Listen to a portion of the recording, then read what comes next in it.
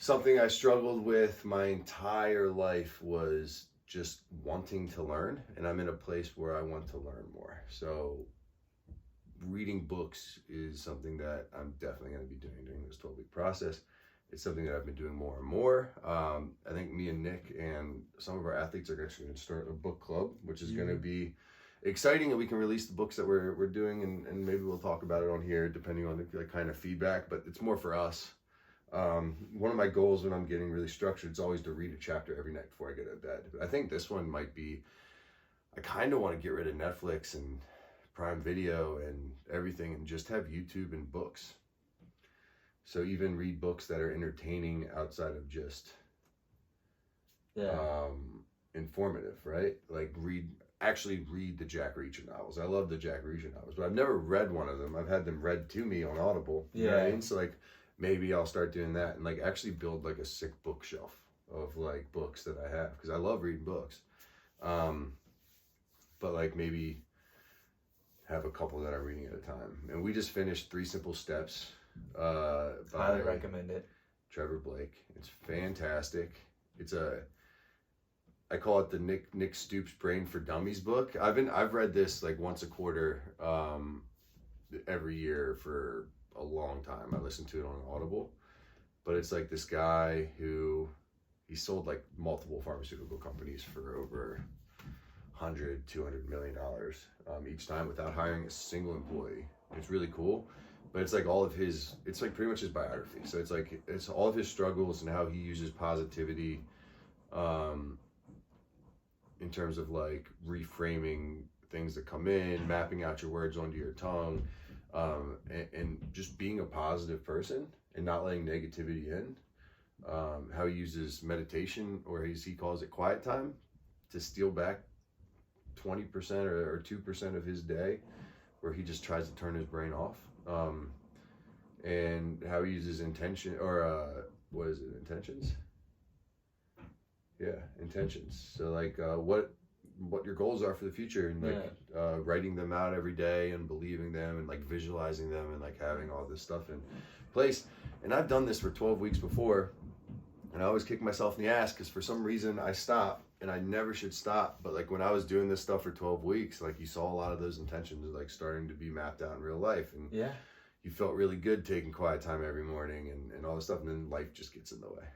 Which now we're going to start this thing, and it's just going to become a part of life again. And then after the 12 weeks, it's going to be such an ingrained part of life where it's not going to be something that I'm forcing myself to do anymore, because I really enjoy it once I'm doing it. So the book club, the 3 Simple Steps, and then the fitness stuff. And I think that is very like doable in terms of like goals to have over a 12-week period. It's not gonna, if anything, it's gonna give me way more free time, because I'm probably not gonna enjoy reading as much as I enjoy watching TV, so I'll end up working a lot more, because I can get lost in like a psych binge watching. Like right now I'm watching Psych again, and huge fan, love it. And I get stuck watching it for hours, and I'll work during it, but it's a little bit distracting. Where now if like I read, I'll be like, I don't want to read anymore, I'm gonna work on fitness stuff because I like that more. I don't know. I just want to see where everything is in 12 weeks, because we work pretty much around the clock now. Yeah. But what if I got rid of like an hour of TV time a day? What would that look like? Yeah. I'm a big reader, and interestingly enough, I only love reading actual like different textbooks. I love diving. Yeah, I kid you not, I would go through, it's been a little bit since I've done this, but some of my most favorite times would be sitting in my room, and I would have sometimes 5, 7, and up to 13. I had 13 different books that I was reading in one night. Like I would go through and I would intuitively find something like, oh, I would read this. You're such a nerd. That's too much. Yeah. It was the most, for me at least, intellectually stimulating experiences that I could have, like, just like on my own with. I absolutely love reading to learn, because like my brain really enjoys taking the information I'm learning now and connecting it to every possible thing that I know, and finding ways around. Like honestly, so many of these experience, like the guided healing technique was a combination of a whole bunch of amazing things that I had read and all of my experiences that I took all of these different areas and brought it into a very simple, easy, and highly effective experience. Yeah, no, I'm really excited for you to like. I'm going to be taking a lot of recommendations from you and stuff that I want to learn about mindset, quantum physics. Yeah, quantum physics. The human anatomy. Like, even though I understand a lot of it, like a lot of it's just completely self-taught, and like just intuitively me just figuring it out, which is great and all, but like the science behind it would be like really cool. So I want to do that stuff more on top of it. I want to read a lot of I don't want to get any certifications, but I want to read a lot of like the books that come along with the certifications. I'm just not going to pay for them, but I'm going to have the knowledge that needs to be taken in, because it's all money grab anyway. I'm not going to pay $100 to keep 10 certifications up. Well, $100 a piece a year to keep 10 certifications up when they teach probably the wrong shit anyway. So I want to read a lot of that stuff. I want to read a lot of, I don't know if I want to do any like self-helpy stuff. Right now I'm reading like Don't Do That Shit. It's like the Unfuck Yourself guy. And it's it's a fun one to listen to because he's Scottish. Yeah. Okay. And like he reads the book, so like I have him. I'm listening to it while he reads me the book, and it's it's pretty good. It's pretty much like it's a self-talk book. So like I like that kind of stuff. It's like learning how to talk positively and reframe stuff in your head. And then figuring out a good way for me to do that for myself. And I'm really good at it now. Like now I don't watch the news. When people start talking to the news, I do the Trevor Blake thing where I fucking zone out. What? Where they're talking about stuff. Like I just don't want to know, man. Everything's so negative that you see on the news. If something really bad happens, you're gonna see about it. It's gonna come up, and like the Diddy stuff, that's fine. I didn't know about it until I said it, but it's just because like a bunch of memes now are on Instagram about it, and I'm like, I don't even know the full story, but I'm like, Diddy did something bad. Does it affect me? No, not really. So like, until that stuff affects me, then that's when I got to start like wasting an hour diving into what he did. Like I really don't care, and that's just that's what the world wants you to do. It's all distractions to take you away from like yourself. I mean, it's how much fear can we get to get a click? The biggest one was the intermittent fasting study that came out last week, where I got at least 20 text messages being like, did you see the Bloomberg study of the intermittent fasting is now linked to a 91% increase in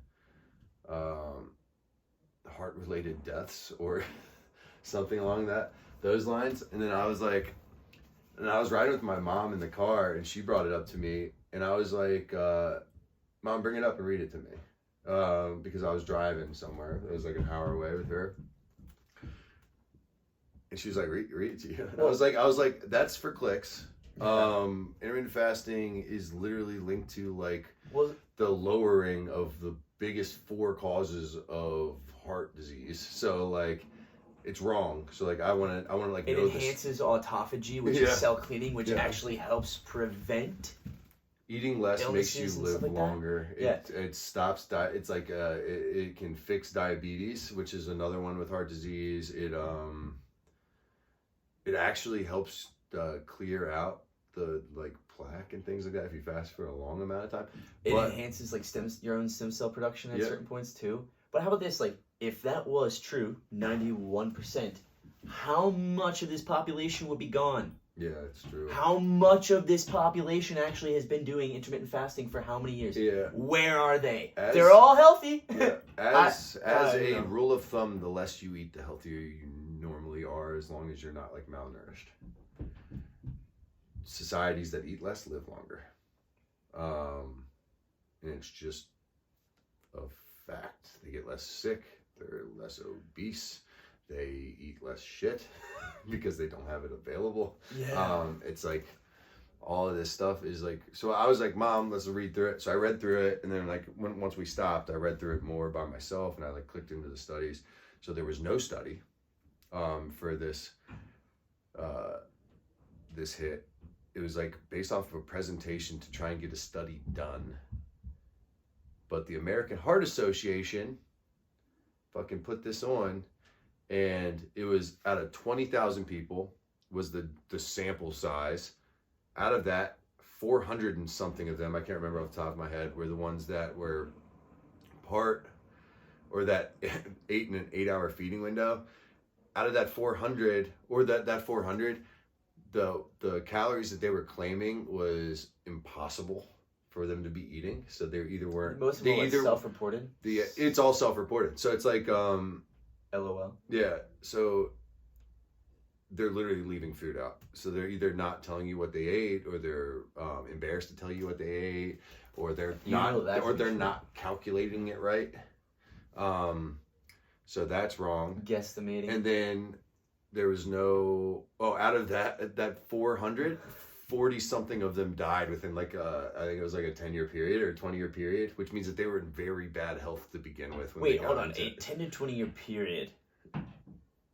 I mean, that's a pretty good amount of time for literally anything can happen for most people. Yeah, but these people I think were 40. So people that were like 40 years old in a 10 to 20-year period, like most of them died. Like over 2% of these people died.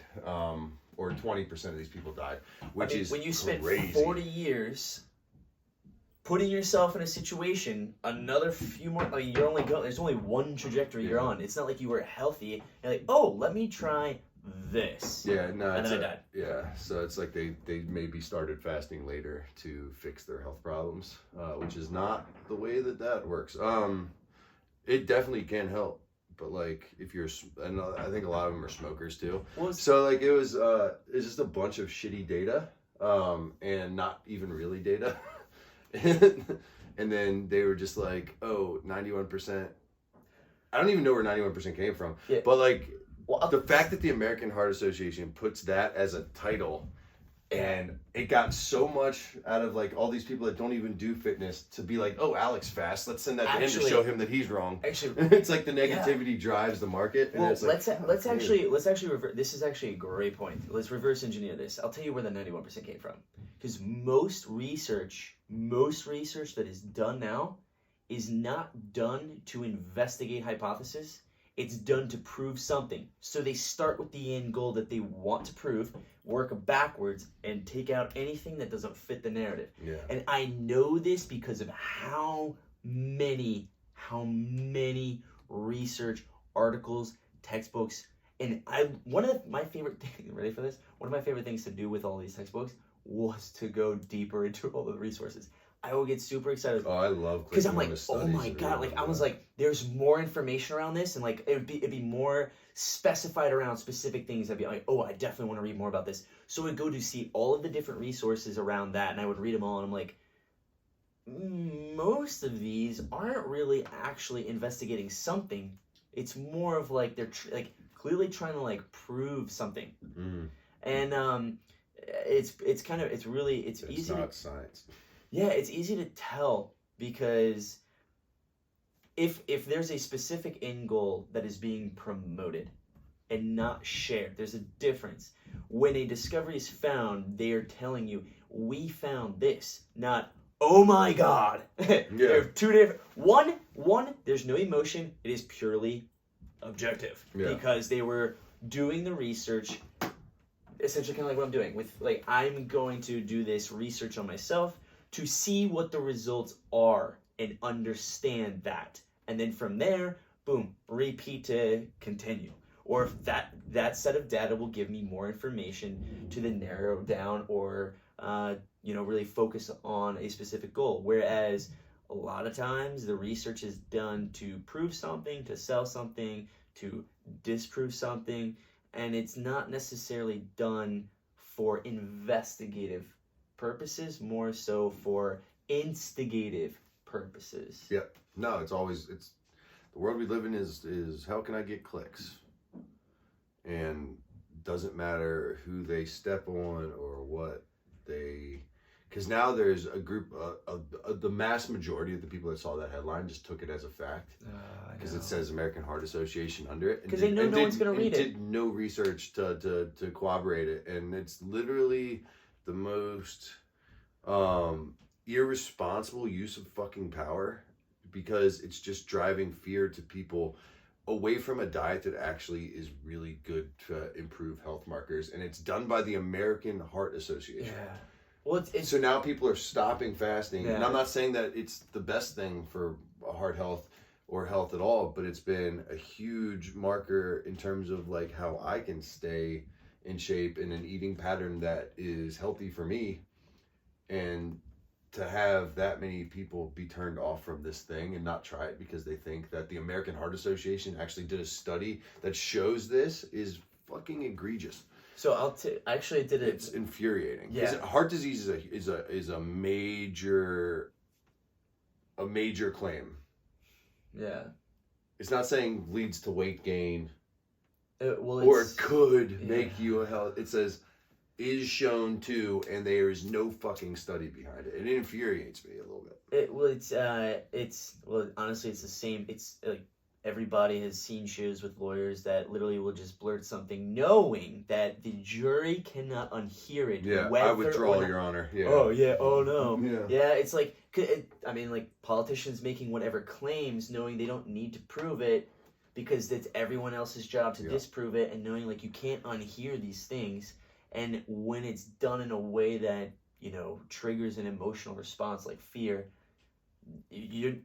most people aren't going to go past that title. They're going to be, oh my God, what do I do now? I got to stop this. I got to figure out something. Or I'll never try it. Yeah. It turns people off. Most people aren't like fascinated by this stuff, so they're not going to look into it. They're just like, oh, guess I won't do that. Yeah. And that's the end of it, where it's like, it could have been the thing that helped them lose 80 pounds. Yeah. Because it's easier to be in a caloric deficit because you don't eat for as long, and it's a nice structured way to do it. It's a set of rules. It's fucking easy.